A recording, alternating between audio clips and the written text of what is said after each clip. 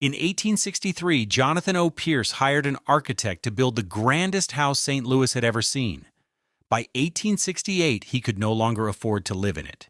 His fortune came from selling hardtack to the Union Army, simple crackers of flour, water, and salt that kept soldiers fed during the Civil War.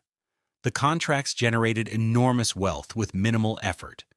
Pierce spent $115,000 constructing a Gothic castle with 18 rooms, 2 towers, and decorations so elaborate that visitors regularly lost their way inside. People called it the Cracker Castle. They assumed it represented permanent arrival. It did not. Most believe the tornado of 1896 destroyed Pierce's legacy.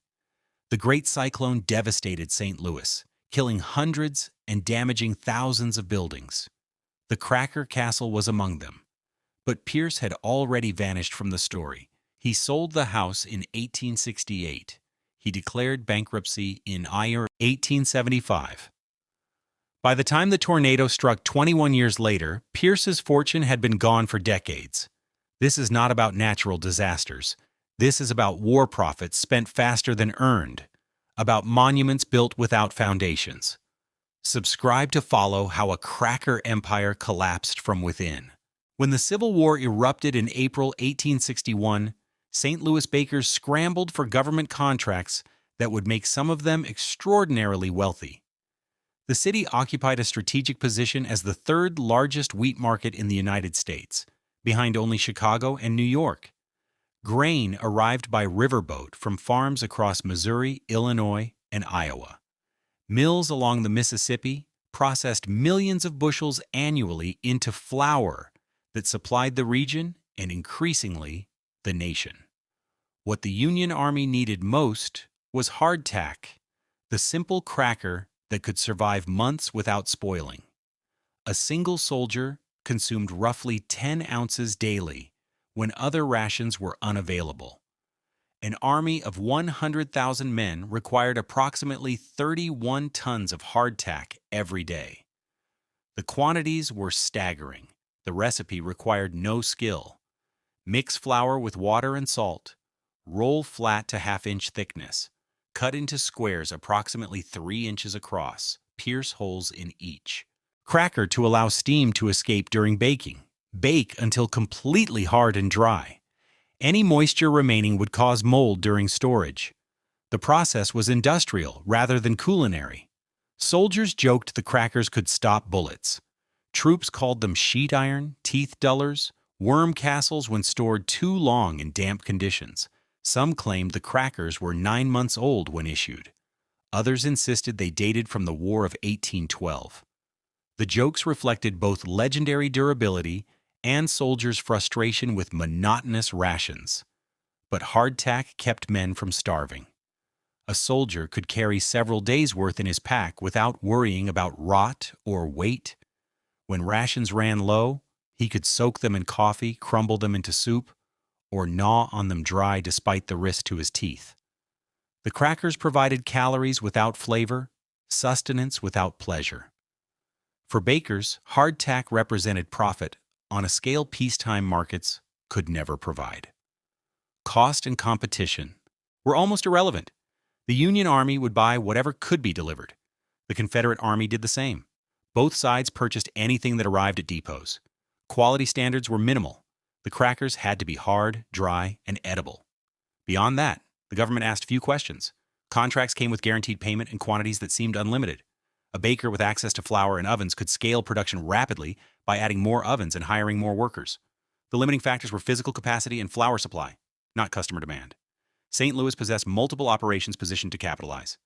Joseph Garneau ran the New Steam Cracker Bakery at 17th and Morgan Streets. Contemporary accounts called it the largest cracker factory in the world. The factory operated around the clock during peak demand, with workers mixing dough in large batches, rolling it mechanically, cutting it into uniform squares, and feeding crackers into ovens that ran continuously. Dozier, Whale and Company represented another major operation. Their production of 1,500 barrels of crackers daily translated to hundreds of thousands of individual crackers. The firm's annual sales would reach $500,000 in 1878. More than a decade after the war ended, demonstrating that successful operations could transition to civilian markets. These established firms had built reputations and infrastructure over years. They understood baking as a business requiring customer relationships, quality control, and financial management.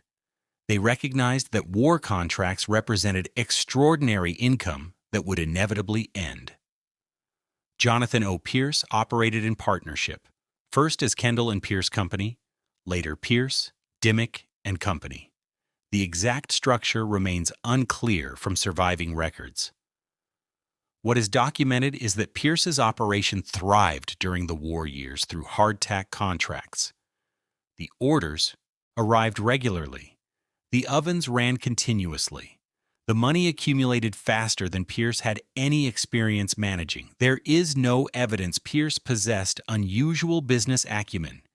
His success came from timing rather than skill. He was in the right city with the right product when the government needed it desperately. Any baker who could produce hardtack in quantity found eager customers. Other St. Louis bakers understood this reality. They recognized the war represented an abnormal market condition that would eventually end. They planned accordingly, treating war profits as temporary windfalls to be invested wisely. Joseph Garneau's operation survived by maintaining relationships with civilian customers throughout the war. Dozier, Whale and Company followed similar strategies, diversifying product lines and building distribution networks that would function in peacetime. Pierce did something different. While the war still raged and money flowed from government contracts, Pierce made a decision that would ultimately destroy him. He would build a house that surpassed anything St. Louis had seen. Wealthy St. Louis families had relocated to Chouteau Avenue, where the street stretched 80 feet wide through upscale residential neighborhoods. The avenue had been planned as a commercial thoroughfare, designed to carry westerly traffic from the river to Kings Highway. But development took a contrary direction, and Chouteau Avenue became lined with substantial homes. John C. Fremont, the explorer and presidential candidate, owned what contemporaries called a veritable palace on Chouteau Avenue. Carl Schurz, the German immigrant who had become a prominent newspaper publisher, lived nearby. Benjamin Stickler, whose wealth came from owning the Planters House Hotel, built his residence in the area. These were men with established reputations earned through years of accomplishment. Their wealth came from businesses built over time. Pierce wanted to stand among them. But he had not built what they had built. He had simply captured war profits. In 1863, with the war not yet half finished, Pierce hired architect Charles B. Clark. Clark had studied in New York before arriving in St. Louis in 1859. Contemporary accounts described him as controversial and conspicuous. Over his career, Clark would design 33 buildings across St. Louis, including churches, schools, courthouses, and private residences. None survive today. For Pierce, Clark created what later accounts would call a supersized Italian villa. 2 towers would rise asymmetrically. Complex brickwork would cover the exterior. Mansard roofs would cap the towers. The structure would rise 5 stories at its highest point, visible from considerable distance. Construction began in 1863 while war contracts still guaranteed income. The project would take 5 years to complete. During much of that time, Pierce's income from hardtack contracts remained strong. The money flowed in steadily, and Pierce directed substantial portions toward his monument. What Pierce failed to consider was simple arithmetic. The war would end. When it did, hardtack contracts would vanish instantly. The Union Army would demobilize. Soldiers would return home. The demand for military provisions would collapse to nothing. Other bakers prepared for that moment. They diversified. They maintained civilian customers. They planned for peace. Pierce built a castle instead. He was constructing his future on a foundation that would crumble the moment peace arrived. The house that rose on Chouteau Avenue between 1863 and 1868 became known immediately as the Cracker Castle. The nickname was not affectionate. It carried mockery, recognition that Pierce's fortune came from the simplest possible product sold during extraordinary circumstances. Crackers were soldier food, survival food. They were not the foundation upon which lasting fortunes were built. Clark's design created a structure that defied easy categorization. The base style drew from Italian villa architecture, but Clark had supersized the proportions and mixed in elements from French Second Empire and Gothic Revival traditions. The result was eclectic in a way that either demonstrated bold creativity or revealed fundamental confusion. The two towers dominated the composition. They rose asymmetrically from opposite corners, deliberately contrasting. One was taller and narrower, reaching 5 stories. The other was broader and more massive, rising 4 stories with greater visual weight. Neither matched the other in detail or roofline. The asymmetry was intentional, a rejection of classical balance. The mansard roofs that capped both towers added French Second Empire elements. These roofs, characterized by their double slope, had become fashionable during Napoleon III's transformation of Paris. American architects adopted the style enthusiastically during the Civil War era. On the Cracker Castle, the mansard roofs were elaborately detailed with decorative shingles. The brickwork displayed complexity requiring skilled masons. Patterns varied across the facade. Decorative courses separated stories. Corbelling appeared at the roofline, with bricks projecting outward in stepped patterns. The corners featured quoins that added texture and visual weight.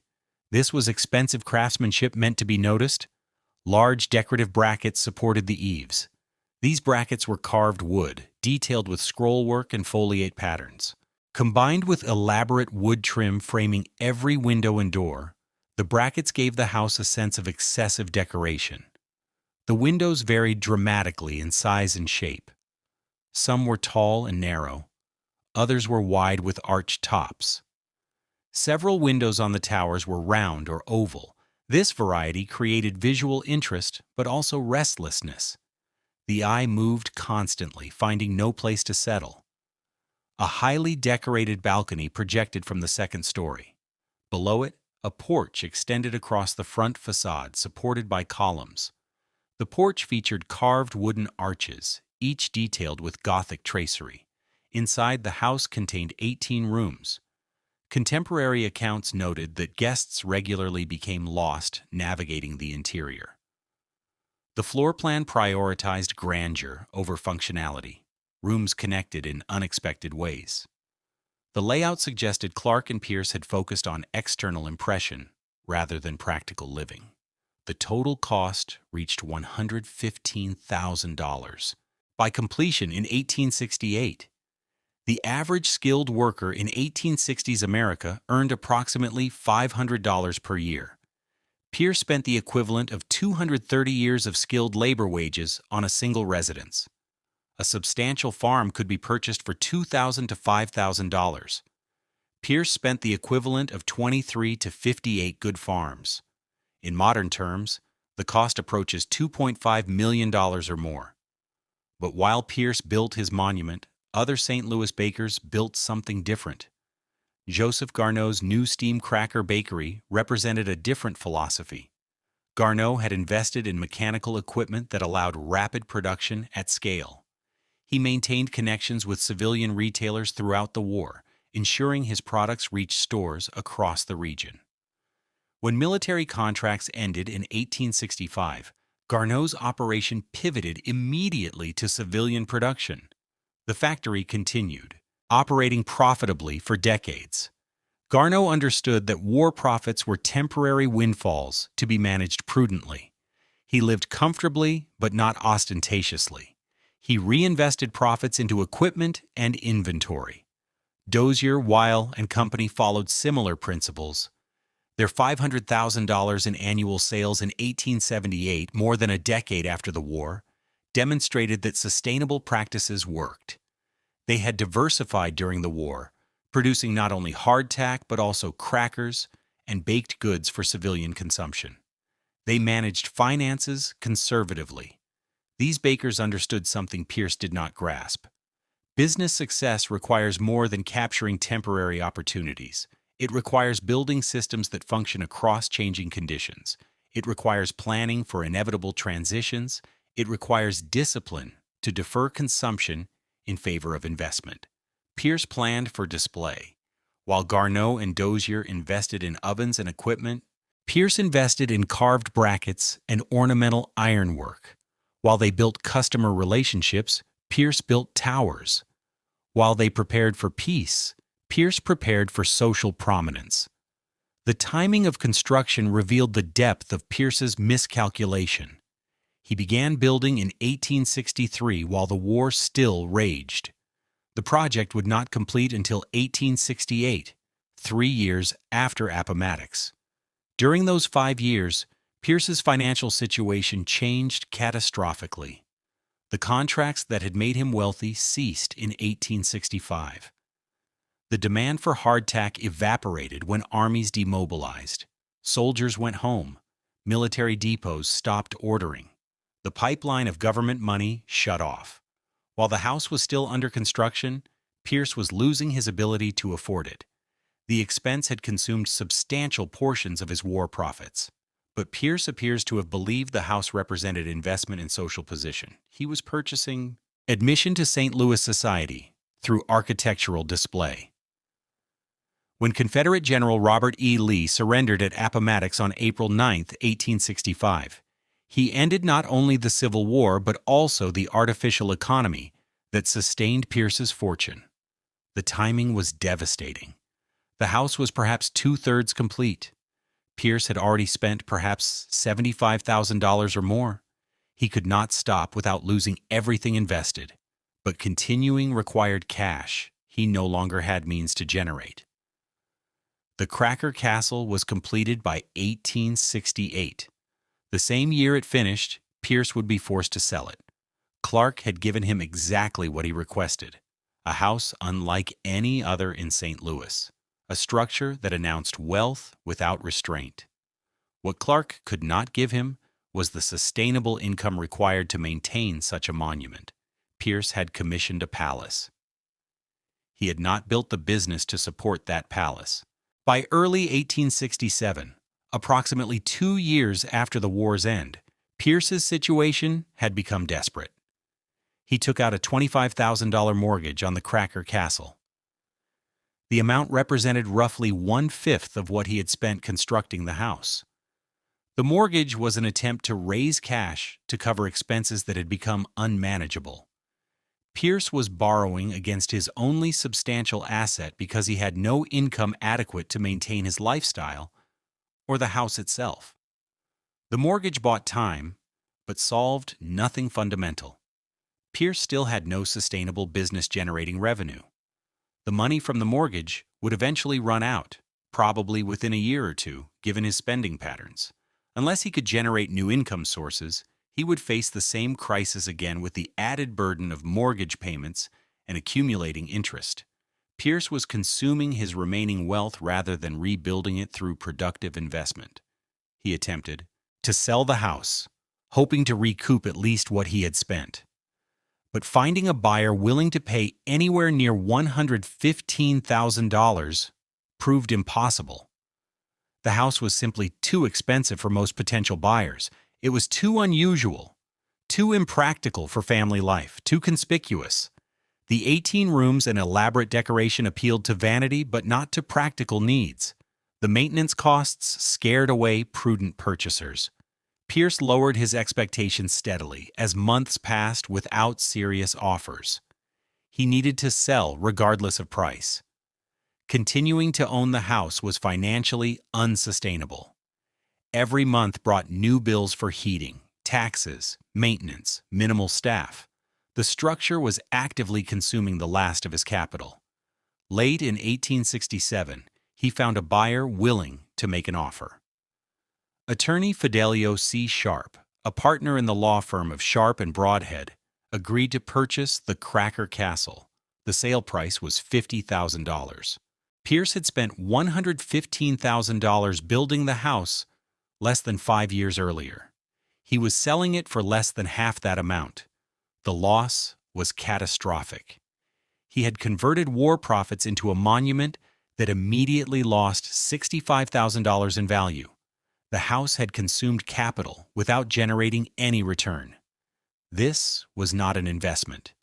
This was destruction of wealth through conspicuous consumption.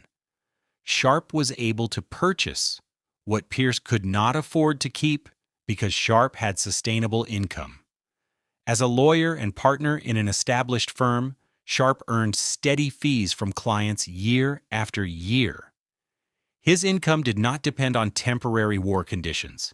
He had the financial foundation to support the house's ongoing expenses. Sharp would own the Cracker Castle for the next decade. Pierce would not live there at all. The sale completed in 1868, the same year construction finished. Pierce had owned the completed house for approximately 0 years. He had begun building in 1863 while receiving war contract payments. He continued construction through the war's end, apparently believing his income would continue. By the time the last details were finished, Pierce no longer owned it.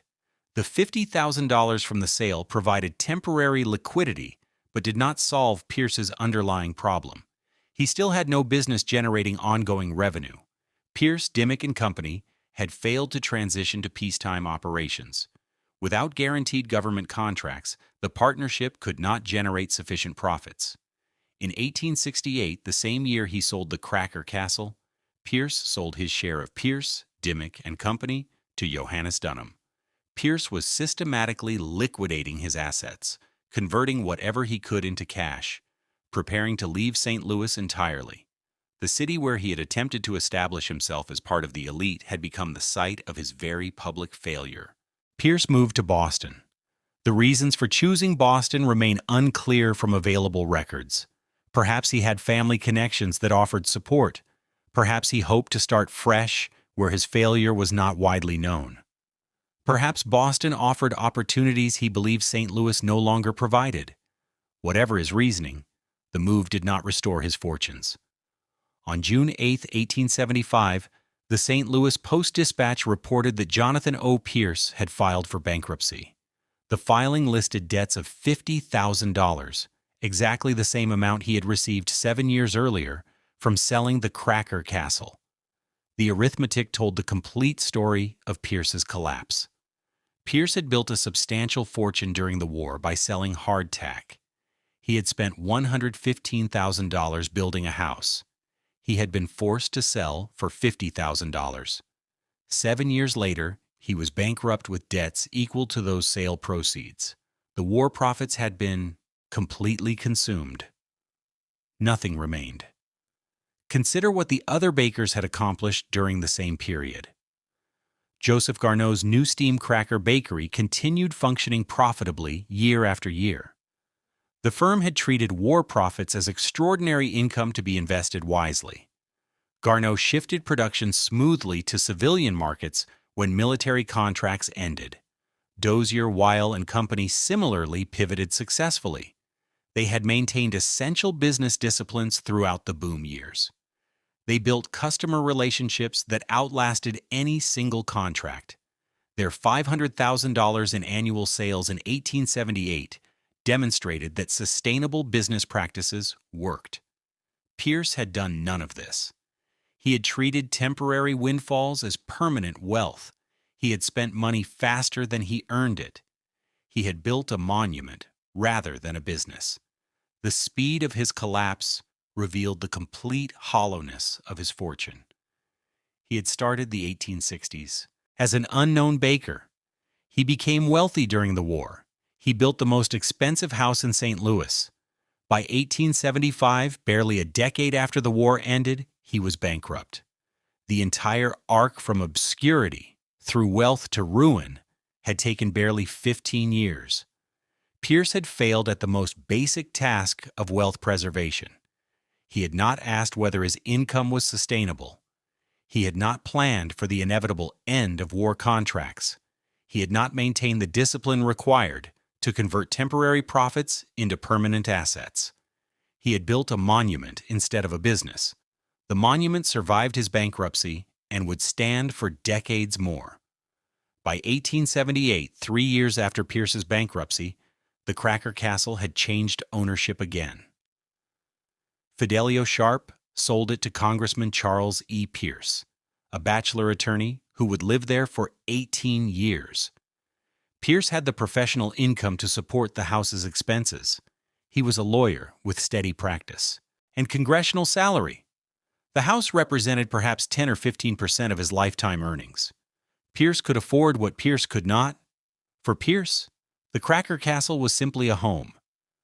The structure served him adequately as a residence befitting a successful attorney and congressman. Pierce had engineered his own destruction, but the castle still stood.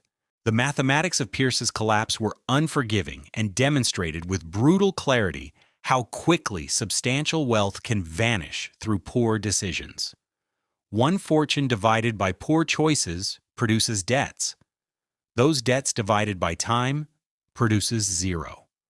Within a decade of the war's end, Pierce had gone from substantial wealth to complete financial ruin. The pattern was straightforward when examined with any objectivity. Pierce built no sustainable business despite having years to do so. War contracts provided easy money requiring minimal skill. The government bought everything produced at guaranteed prices. Pierce never learned to compete in normal markets, to manage costs carefully, or to plan for changing circumstances. When the artificial wartime economy ended abruptly in 1865, Pierce had no ability to generate income through ordinary business operations. The $115,000 spent on the house represented capital destroyed rather than invested.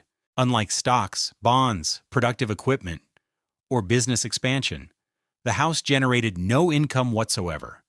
It consumed resources relentlessly through property taxes, maintenance, heating fuel, and staff wages. Every year Pierce owned it. The house cost substantial money simply to keep functioning. In exchange, it provided only shelter and social display. Neither contributed anything toward rebuilding his depleted fortune. The $25,000 mortgage taken in 1867 represented borrowed money Pierce had no realistic way to repay from current or anticipated income. The loan bought perhaps a year or two of time before the cash ran out completely. The interest payments added to his monthly expenses without solving the underlying problem of inadequate income. The $50,000 sale price received in 1868 locked in a catastrophic loss that destroyed any remaining hope of financial recovery. Pierce had converted $115,000 in war profits into $50,000 in cash through the simple expedient of building an impractical house nobody else wanted at anywhere near its construction cost. The difference, $65,000, had simply vanished into carved brackets and decorative brickwork. That amount represented more than 130 years of average worker wages. The $50,000 in debts listed in his 1875 bankruptcy filing completed the destruction and revealed the full extent of his financial mismanagement. Pierce had not merely spent his war profits unwisely, he had gone into debt equal to the entire proceeds from selling his greatest asset. By the time he filed for bankruptcy, Pierce owed as much as he had received from the Cracker Castle sale 7 years earlier. The complete cycle from wealth to bankruptcy had taken only a decade. Compare this dismal trajectory to what happened with other American fortunes built during the same era. John D. Rockefeller founded Standard Oil in 1870, 5 years after the Civil War ended, and during the same period Pierce was struggling. Rockefeller lived relatively modestly despite accumulating what would become America's greatest fortune. Most importantly, Rockefeller established family trusts and governance structures explicitly designed to preserve wealth across generations. The Rockefellers remain wealthy today, more than 150 years after John D. founded Standard Oil. The family's collective fortune reportedly exceeds $10 billion spread among roughly 200 descendants. They created foundations, established professional investment offices, and built institutional structures that outlasted any individual family member. They understood that wealth preservation requires active management and careful structure. Andrew Carnegie built his steel fortune through the same era, selling Carnegie Steel Company in 1901 for $480 million to J.P. Morgan.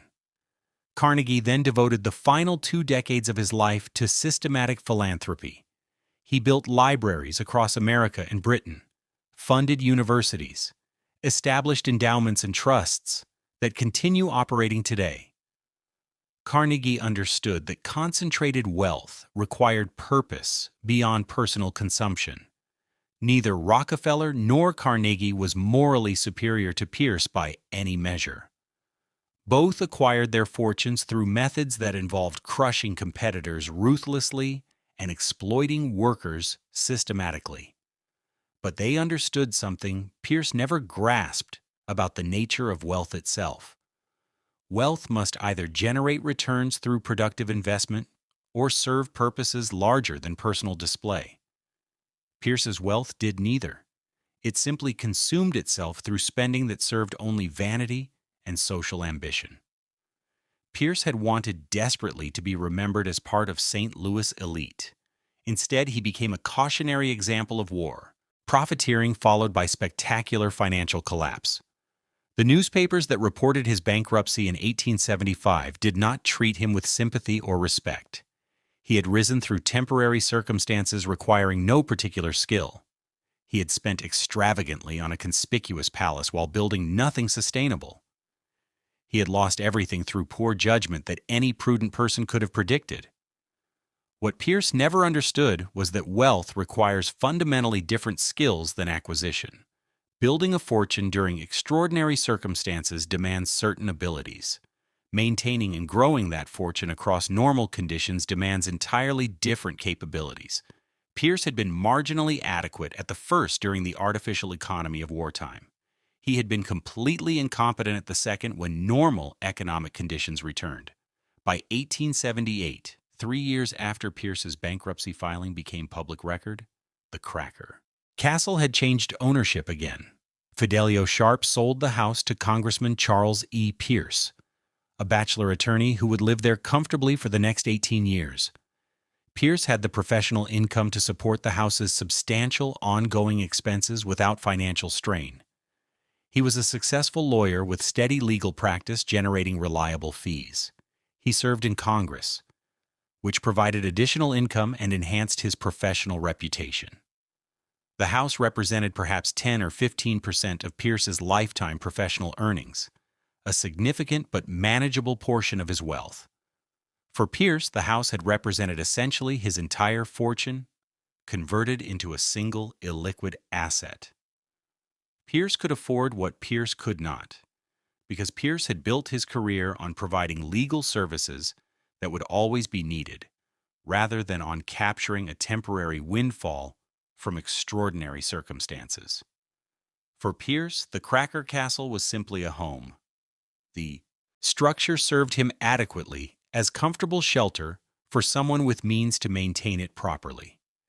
He apparently used the house exactly as intended, living in it, entertaining guests in it, enjoying its spaces without the financial anxiety that had plagued Pierce. The timeline of ownership revealed the complete hollowness of Pierce's fortune. He had been wealthy for perhaps 5 years at most, from roughly 1863 when war profits peaked to 1868 when he was forced to sell the house. During that brief window, he had converted his entire fortune into a house he could not keep. Pierce had engineered his own destruction through decisions that ignored basic arithmetic and business principles. But the castle still stood. By 1896, the Cracker Castle had passed through several owners and stood as one of the notable residences in a neighborhood that had evolved considerably beyond Jonathan Pierce's brief moment of wealth.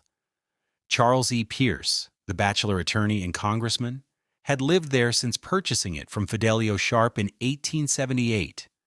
The house had served him well for 18 years as a comfortable residence befitting his professional status and political position.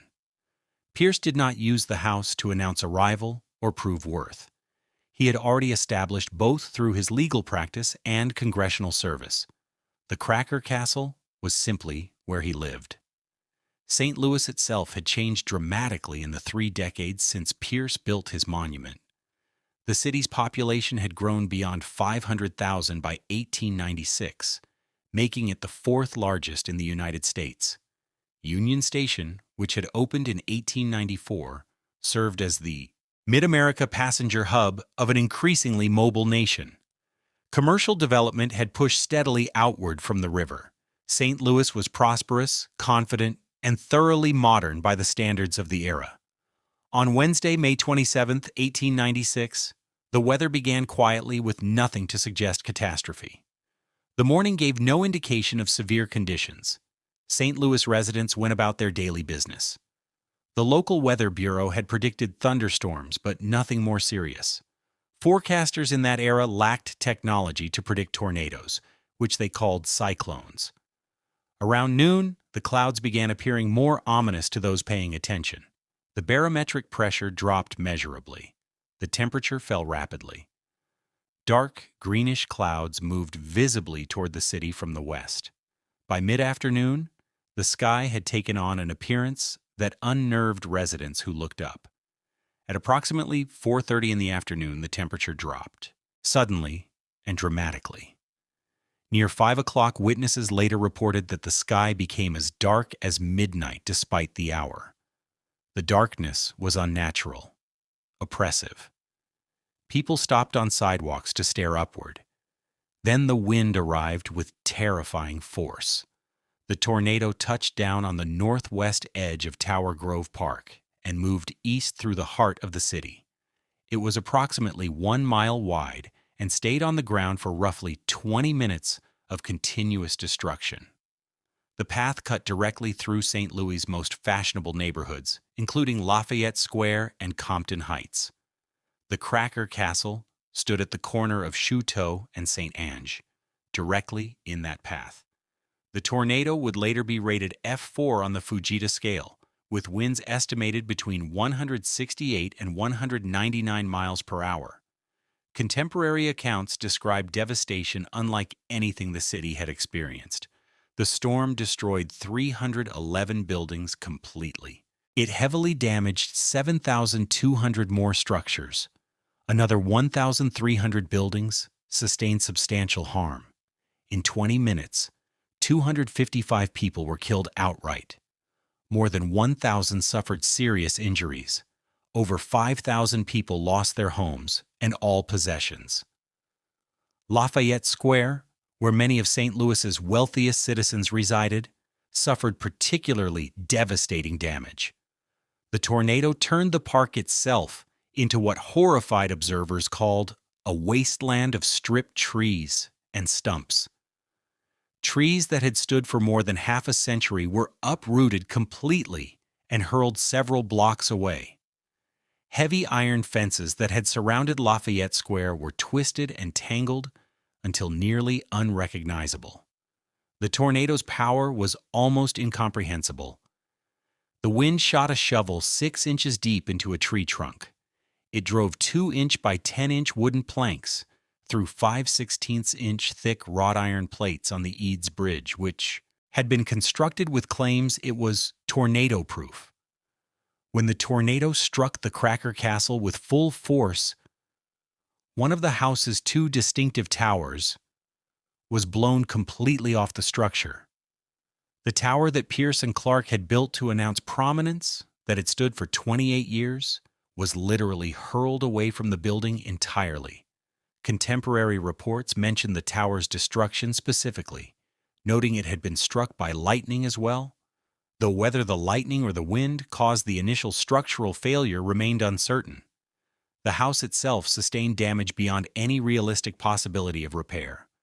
Windows throughout the structure were shattered completely. Walls were compromised structurally.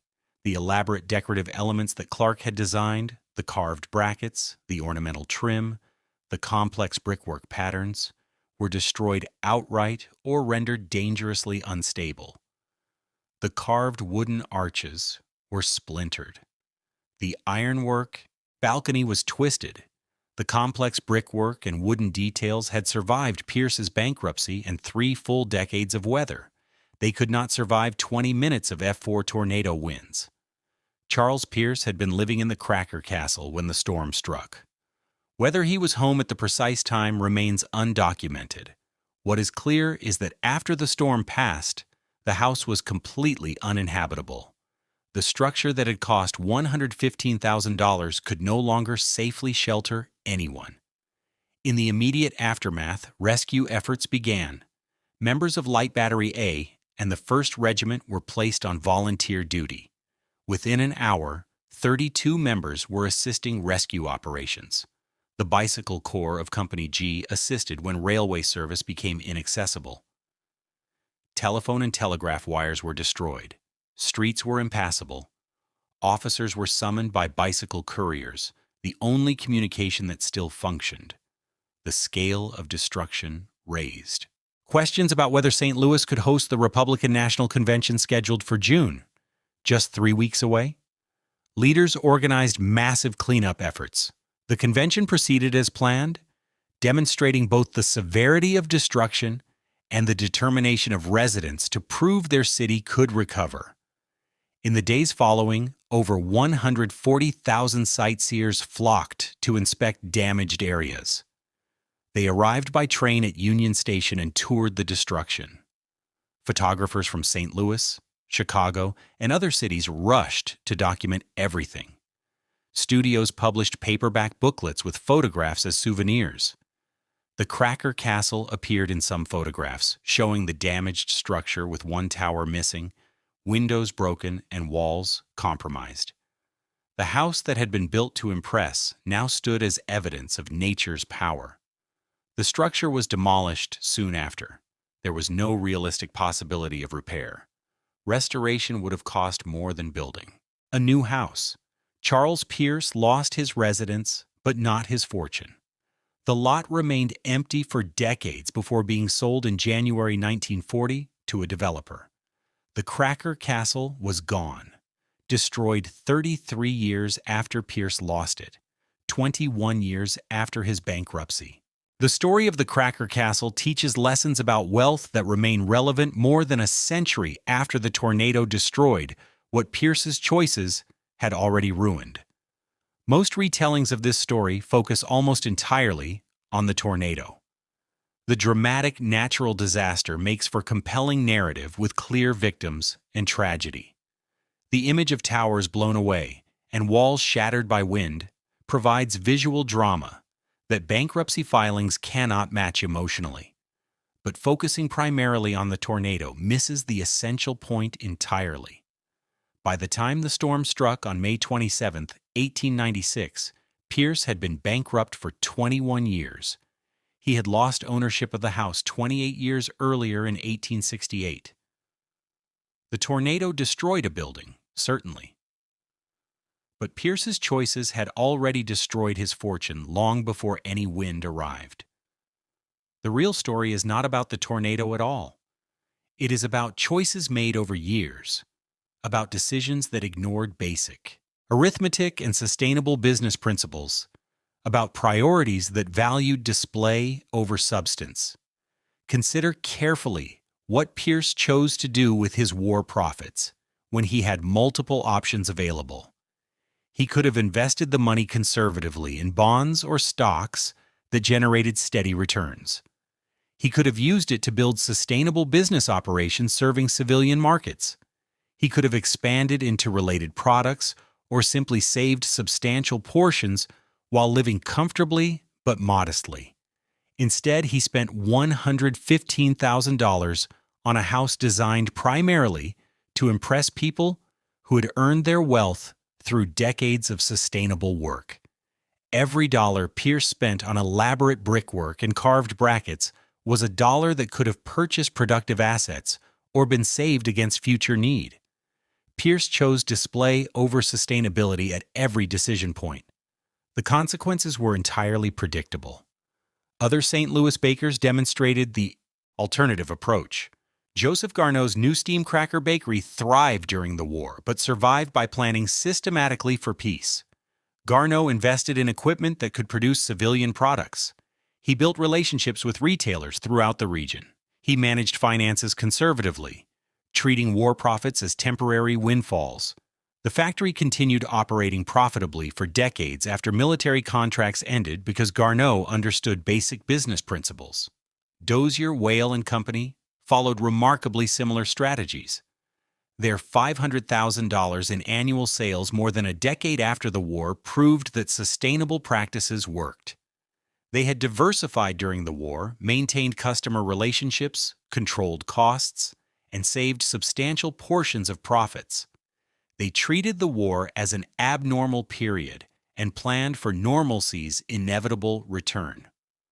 Pierce built nothing except the house.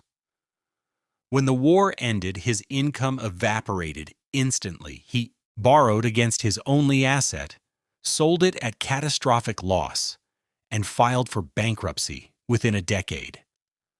The pattern was as predictable as any business failure in history. The comparison to other American fortunes illuminates Pierce's mistakes through sharp contrast. The Rockefellers established sophisticated structures that preserved wealth across multiple generations. They created family trusts with professional management, established foundations with clear missions, built investment offices with disciplined strategies. They remain wealthy today, more than 150 years later, with collective fortune exceeding $10 billion, distributed among roughly 200 descendants. They understood that wealth preservation requires active management, institutional structures, and careful planning. Andrew Carnegie devoted the final decades of his life to systematic philanthropy after selling his steel company. He built public libraries across America and Britain, funded universities that still operate today, established endowments and trusts that continue serving public purposes. Carnegie understood that concentrated wealth required purpose beyond personal consumption. Neither Rockefeller nor Carnegie was morally superior to Pierce. Both acquired fortunes through ruthless methods, but they grasped something Pierce never understood about wealth itself. Wealth must either generate returns through productive investment or serve purposes larger than personal display. Pierce's wealth did neither. It simply consumed itself through spending that served only vanity. The lesson is straightforward when stated plainly. Temporary income requires sustainable planning. War profits, lottery winnings, inheritance, or any windfall creates opportunity that can be invested wisely or spent foolishly. Investment creates lasting value that compounds over time. Spending creates momentary satisfaction followed by permanent loss. Pierce chose spending at every opportunity. He built a monument to temporary wealth. The monument announced his arrival, but could not sustain it because monuments require ongoing resources to maintain. The house demanded property taxes, heating fuel, maintenance, and staff wages every year. Pierce had built a trap that guaranteed his own financial destruction. The arithmetic was brutally simple. Pierce spent $115,000 building the house. He received $50,000 when forced to sell. The difference, $65,000, simply vanished into decorative elements that generated no return. That amount represented more than 130 years of average worker wages, wealth Pierce would never recover. 7 years after the sale, he declared bankruptcy with debts equal to those sale proceeds. The entire fortune had vanished within a decade through choices that ignored elementary financial logic. The Cracker Castle survived Pierce's ownership by 28 years, and his wealth by 21 years. The building stood as testimony to choices rather than achievements. 3 separate owners occupied it after Pierce lost it. Each could afford what Pierce could not because each had sustainable professional income rather than temporary windfalls. When the tornado destroyed the Cracker Castle in 1896, it ended the physical existence of Pierce's monument. But Pierce's financial ruin had occurred decades earlier. The tornado simply removed the last evidence of a fortune already long gone. The essential truth remains clear. Pierce built a palace. He did not build a business. The palace consumed his capital steadily. The business he never built could not generate replacement income. The outcome was inevitable from the moment he chose display over sustainability. What remains is the lesson applicable to anyone receiving sudden wealth today. Wealth is not a permanent condition guaranteed by initial acquisition. It must be actively maintained through careful management, carefully structured through appropriate legal and financial vehicles, and purposefully directed toward either productive returns or meaningful purposes. Without these disciplines, even substantial fortunes can disappear within years, remembered only in bankruptcy records and photographs of buildings that no longer stand. Pierce learned this lesson too late to benefit from it. Perhaps others can learn it from studying his predictable failure. The tornado took 33 years to destroy what Pierce built. Pierce's choices took only 10 years to destroy what he had earned. By the time Anderson Cooper sat down with Howard Stern in 2014 to discuss his family's legacy and his views on inherited wealth, he had already built a successful career entirely through his own work and abilities. Cooper was the CNN journalist who had grown up knowing the famous Vanderbilt name, but consciously rejecting everything it represented about inherited wealth and unearned privilege. His mother, Gloria Vanderbilt, had made clear to him from early age that there would be no trust fund waiting for him when he came of age. Cooper told interviewers repeatedly that he was genuinely grateful for this approach. He told Stern bluntly that inherited money was an initiative sucker, a curse that destroyed ambition and purpose. Who has inherited a lot of money and gone on to do things in their own life? The question answered itself through countless examples of inherited wealth leading to wasted lives.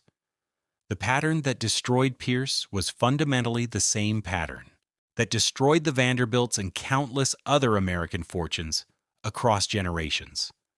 Temporary wealth spent primarily on display rather than invested productively produces predictable ruin. After graduating from Yale, Cooper talked his way into war zones with a borrowed camera, selling footage to anyone who would buy it. He had no connections in journalism, no guaranteed positions waiting. He covered famines in Africa and conflicts in Bosnia, often at personal risk, building his reputation through actual work. Eventually, CNN recognized his talent and hired him. Today, he earns approximately $20 million per year through his work. His net worth exceeds $60 million, entirely self-made through journalism rather than inherited. Cooper wrote a book about the Vanderbilt family in 2021 titled Vanderbilt: The Rise and Fall of an American Dynasty. The title itself told the complete story with brutal honesty. Rise and fall, not rise and continuation, not rise and transformation, fall, complete collapse from America's greatest fortune to effective bankruptcy within 4 generations. In the book's pages, Cooper described touring empty rooms of mansions his Vanderbilt ancestors had built, standing in spaces originally designed to announce permanent arrival, but now operated as museums or replaced entirely by office towers. He wrote about spending patterns that seemed completely normal to people born into such wealth, people who genuinely believed it would last forever. It did not last forever. It barely lasted a century. The same fundamental pattern had played out in St. Louis decades earlier on a smaller scale, but with identical underlying dynamics. Jonathan Pierce started with nothing and built a substantial fortune through war contracts requiring minimal skill. He spent that fortune building a monument to announce his arrival. Within 10 years of the war's end, he was bankrupt. The monument survived him by decades before a tornado finally destroyed it physically. But the tornado was merely finishing what Pierce's choices had started decades earlier. Gloria Vanderbilt, Anderson Cooper's mother, understood this dynamic deeply from her own difficult childhood. Though she inherited money as a child and became famous as the poor little rich girl in a sensational custody battle, she spent her adult life deliberately building something of her own rather than simply living off inheritance. In 1976, she partnered with fashion manufacturer Murjani to create a line of designer jeans that put her name and signature on the back pocket. The first television commercial for Gloria Vanderbilt jeans aired in 1978. By the end of that single day, every pair the company had manufactured had sold out completely. 150,000 pairs gone in hours. Within 2 years, the brand was generating over $200 million in annual sales. Gloria had done what no Vanderbilt since the original Commodore himself had managed to accomplish. She had created wealth through actual work rather than merely spending inherited money. She told the New York Times in 1985 something profound about earned versus inherited money. "I'm not knocking inherited money, but the money I've made has a reality to me that inherited money doesn't have." As the Billie Holiday song goes, Mama may have and Papa may have, but God bless the child that's got his own. The distinction was fundamental. Money you earn means something different than money you inherit. It carries different weight, different reality, different meaning. The irony was almost perfect. The great-great-granddaughter of the man who built America's greatest railroad empire found her fortune in blue jeans marketed to working women.